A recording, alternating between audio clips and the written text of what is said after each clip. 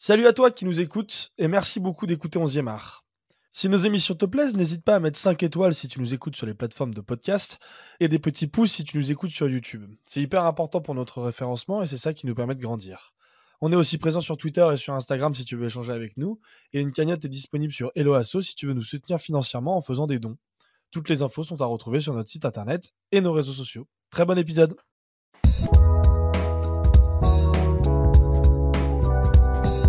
Bonjour à toutes et à tous et bienvenue dans ce nouvel épisode de Old Fashion, notre format sur lequel on revient sur un moment d'histoire dans le football. Aujourd'hui, je suis avec mon acolyte de live, mais pas de live aujourd'hui, c'est un épisode préenregistré. Et mon ami Motas, donc, tu voulais nous parler d'une émission un petit peu connue, je crois. Oui, je voulais inverser les tendances maintenant qu'on se voit au moins 2 fois par semaine. Du coup, bonjour à toutes et à tous et merci pour cette petite introduction. Val, je vais commencer par une petite question. Tu sais que j'aime bien faire ça sur les formats courts. Est-ce que le mardi 4 avril 2006 te dit quelque chose? Me parle pas de tes amourettes de lycée. Hein. Non, mais 4 avril, souvent on est dans une période où il y a le Fry, donc je me dis que c'était peut-être la première édition du Fry. Faudra demander à Thomas Badi. Donc c'est pas ça, je suppose. C'est pas ça. Dis-moi tout alors. Et bah le 4 avril 2006, pardon, c'est la défaite de ton club, l'Olympique Lyonnais. Oh, laquelle parce que... Ouais, bah tu sais, il y en a eu beaucoup, mais où ils perdent 3-1 alors qu'ils sont à ça d'accéder à la demi-finale de la Ligue des Champions. Donc, comme tu le sais, ce soir-là, l'Olympique Lyonnais perd donc à San Siro contre l'AC Milan en quart de finale retour de la Ligue des Champions et n'atteindra pas les demi-finales pour la première fois de son histoire.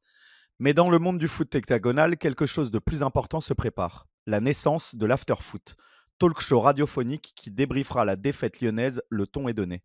Pour te resituer rapidement en 2006, le foot dans les médias, ce n'est pas le même paysage qu'aujourd'hui. Bien sûr, toi, jeune nourrisson qui n'était même pas né, tu ne t'en rends pas compte. Mais à l'époque, les émissions du genre n'existent tout simplement pas à la radio. On a eu quelques tentatives non concluantes derrière les matchs à Sport OFM, le 99.9 parisien, qui disparaîtra rapidement pour devenir aujourd'hui, Val, tu l'as? Une petite radio facho, non? Oui, voilà, Sud Radio, et fais pas genre tu l'avais pas, espèce de petit aficionados d'André Berkoff que tu es. On en parlera dimanche en live, tiens. Il y a aussi le DKP d'RMC, le Del Perrier Kedia Pitkowski, mais qui était une émission de sport généralisée en soirée, les soirs de non-match, ou encore le Luis Attaque de Luis Fernandez qui apparaît un tout petit peu avant, en après-midi, mais qui ne répondait pas non plus aux critères de débrief d'après-match. Et du coup, là, on a une vraie proposition innovante, c'est ça? Ouais, c'est ça, c'est la nouveauté. D'une part, les débriefs de match, s'ils existent par plusieurs dizaines aujourd'hui sur Internet, notamment avec les nombreuses chaînes Twitch dédiées, à l'époque, à part quelques plateaux télé, ça n'existe pas. Mais c'est pas tout. L'After arrive avec une ligne éditoriale bien précise, un ton. Un ton d'ailleurs qui peut rappeler ceux des libres antennes qui ont un succès important dans les années 2000. D'ailleurs, comme dans les émissions de ce format, un acteur majeur va faire le succès de l'émission, les auditeurs, en plus de l'équipe en place bien sûr. Bref, un nouveau format est né et forcément, il trouve son public. Justement, tu as évoqué l'équipe en place, on la connaît bien aujourd'hui, elle est très diversifiée. Est-ce que tu peux nous parler un petit peu de l'équipe de l'époque? Bah, j'allais le dire, si je dois parler de cette équipe, elle est, bon déjà c'est la deuxième composante de la réussite des projets et cette réussite, elle s'explique parce que cette équipe, elle est hybride et surtout elle évolue avec le temps. Alors on y trouve 3 types de profils, des journalistes plus orientés présentateurs, donc Alexandre Delperrier, l'ancien de DKP, un des parents de l'After dont on a parlé, Gilbert Bribois, Nicolas Villas, Nicolas Jamin, Jean-Louis Tour, etc., etc. D'autres plus éditorialistes, Jean-François Pérez, Florent Gautreau, Daniel Riolo, on y reviendra bien sûr, Walida Cherchour, Chérif Guémour ou encore Stéphane Guy qui intégrera l'équipe après son licenciement de Canal+. Et à tous ces professionnels du métier s'ajoute un nombre important de professionnels du foot, entraîneurs, joueurs et pas des moindres, on y retrouvera, et liste encore une fois non exhaustive, Roland Courbis, Olivier Dacour, Marc Libra, Ludovic Obraniak ou encore Jérôme Roten, dont le succès sur l'émission lui vaudra d'avoir sa propre émission à son tour sur RMC, Roten sans flamme en après-midi, qui connaîtra également un franc succès. Tu nous as parlé de deuxième clé de succès tout à l'heure. Est-ce que, à ton sens, il y en a une troisième, justement? Oui, on peut rien te cacher, toi. La troisième clé du succès, bien sûr, c'est le contenu. Parce que c'est bien d'y mettre la forme, mais il faut du fond. Au départ, on l'a dit, l'after, c'est un débrief d'après-match assez basique avec des auditeurs et un ton décomplexé qui était d'époque. Et petit à petit, au même titre que son équipe, le contenu va se développer. L'émission qui continue à animer ses traditionnels après-match va proposer petit à petit une diversité de programmes. Alors déjà, il y en a un qui ressort, c'est le contenu spécialisé des grands championnats européens, les drôles de dames, pour débattre des actualités anglaises, italiennes, espagnoles et allemandes au moment où l'intérêt pour ces championnats se développe en France. Partie de l'émission qui aura également beaucoup de succès grâce à ces intervenants, déjà, tous spécialistes des pays évoqués, et à leur personnalité haute en intensité. Les noms de Philippe Auclair, Fred Hermel, Simone Rovera, Paulo Breitner, etc., sont des incontournables du rendez-vous. Mais une fois de plus, grâce au ton et au particularisme de cet after dans l'after, aujourd'hui, par exemple, on y écoute de la musique qu'on peut même retrouver en playlist sur les applications d'écoute.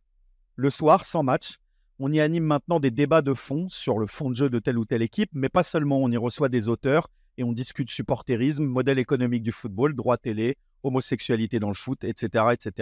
Les débats sont forcément animés et les positions tranchées, surtout sur tous ces types de sujets.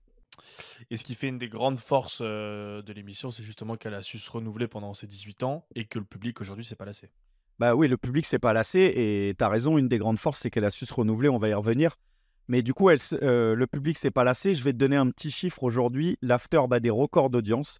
En 2023, c'est le premier podcast de France avec 16,7 millions de téléchargements décomptés en septembre 2023. Et pour l'expliquer, je remarque plusieurs choses. Donc déjà, comme on l'a dit, l'After, c'est la première émission à exploiter un créneau qui n'existe pas. Une fois le public trouvé, le monde se développe. Le modèle se développe et la qualité augmente. Forcément, il n'y a pas de raison de décrocher. C'est comme toute part de marché prise dans n'importe quel marché économique.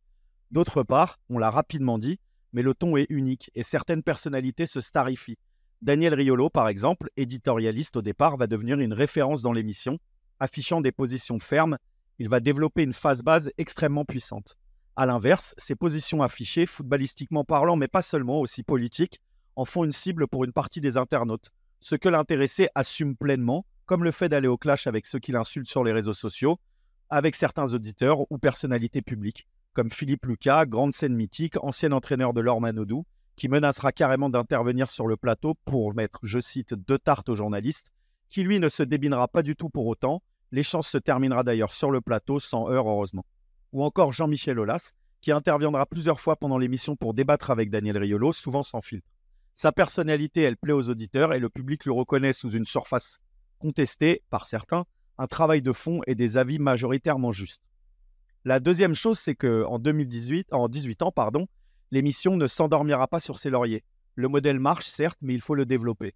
Le public évolue, alors il faut grandir avec lui. Donc l'after change, les équipes se rajeunissent, on y crée un nouveau concept, par exemple Génération After, genre d'after foot dans l'after foot, de 20h à 22h, animé par toute une génération qui a grandi avec l'émission et qui reconnaît avoir voulu y participer. Une fois de plus, leurs membres deviennent de plus en plus appréciés et s'ils ont 10, 15, 20 ans de moins, Kevin Diaz, Walid Acharchour et consorts ont la personnalité et l'audace de leurs aînés et deviennent à leur tour des incontournables de l'émission. Du coup, aujourd'hui, chez les auditeurs de l'After, on connaît les traditionnels riolistes, mais aussi les fans de tel ou tel animateur, plus ou moins jeunes et plus ou moins d'accord avec son avis à soi, ce qui diversifie et les points de vue et les générations qui interviennent. Et c'est ce dernier aspect de la durée du succès. L'After, il s'intéresse à ton avis. Enfin, voilà, à ton avis, au mien, à celui de Micheline, on s'en fiche, mais il lui donne un accès, en gros.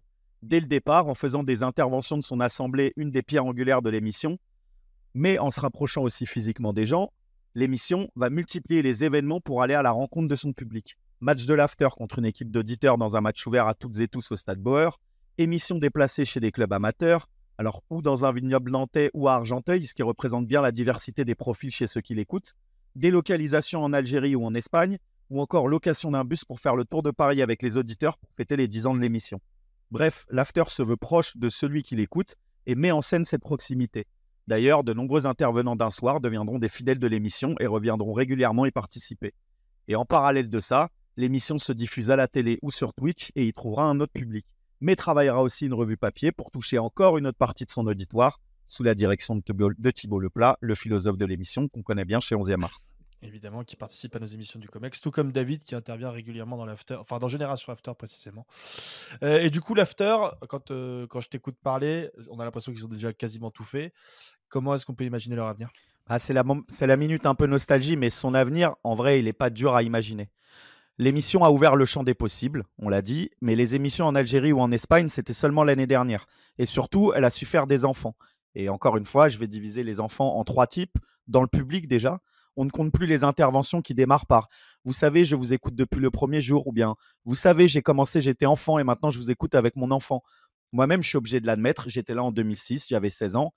Et l'after, comme je vous dis, deuxième type d'enfant, elle a fait des enfants chez elle. On l'a dit, les modes de production adaptés, les animateurs qui se renouvellent, les nouveaux sujets abordés, les nouveaux concepts, etc. Je croyais que tu allais nous annoncer un gamin là. Non, non, non, bah non, tous les dimanches, je dédicace pas ma meuf, hein, je te rappelle. C'est vrai. Enfin, elle a troisième type d'enfant, elle en a fait dans le foot lui-même. On ne compte plus les émissions Twitch, les comptes Twitter ou les podcasts, en vérité un peu comme le nôtre, qui ont tous une part d'after en eux. Car oui, même à 11e art, même si certains se l'avoueraient plus difficilement que d'autres, on sait tous qui c'est. Celui qui a commencé il y a bientôt 18 ans, à l'époque où je volais le petit poste radio de la salle de bain de ma mère sur lequel je branchais mes écouteurs, puis que je mettais dans la poche de mon manteau ou sous mon oreiller en fonction de la soirée pour écouter Gilbert, rire aux blagues pourries de Florent, écouter Daniel crier, Eric manger un rat, Capitaine nous raconter les 30 Glorieuses ou imiter l'accent de coach. Bref, tous ceux qui m'ont accompagné quand j'habitais à Bruxelles chaque matin pour aller au travail et qui me ramenaient à la maison aux nouvelles du pays. Ceux qui ont emmerdé ma copine qui n'arrivait pas à dormir à cause de mes écouteurs trop forts. C'est peut-être pour ça qu'elle est partie. Et qui continuent certains matins à me parler en vélo maintenant que je vais au boulot. Bref, en tout cas, tant qu'il y en aura des comme moi, des comme vous, je leur prédis pas de s'étendre demain. Si tu veux, la réussite de l'after, c'est ça, d'avoir réussi à partir d'un noyau familial très restreint pour l'étendre à une très grande partie de la France. Et surtout, je pense qu'ils doivent aussi leur succès à une régularité et une présence de tous les instants qui fait que, évidemment, tu captes toujours des gens et des nouvelles personnes. Donc, c'est fou quand même ça, tu vois. J'ai développé un propos pendant 7 minutes et le gars me dit « C'était très bien ce que tu as dit, mais je pense que tu as oublié l'essentiel. » Donc, non, merci Val pour cette... qui diversifiaient leurs émissions, etc. Non, et c'est aussi pour ça qu'ils ont cette présence. Voilà, en tout cas, merci beaucoup Thomas pour ce petit format court sur l'Afterfoot, qui est évidemment une émission de référence que même nous, on écoute très régulièrement encore aujourd'hui. Et d'autant plus que, comme je l'ai dit tout à l'heure, on a quand même des intervenants et des protagonistes très importants de cette émission dans nos émissions à nous. Donc voilà, n'hésitez pas aussi à aller écouter le Comex, à mettre des petits pouces, à liker, éventuellement à faire des dons sur notre cagnotte LOSE, c'est hyper important. Et nous, on se retrouve dès vendredi pour une nouvelle émission. Allez, ciao, ciao.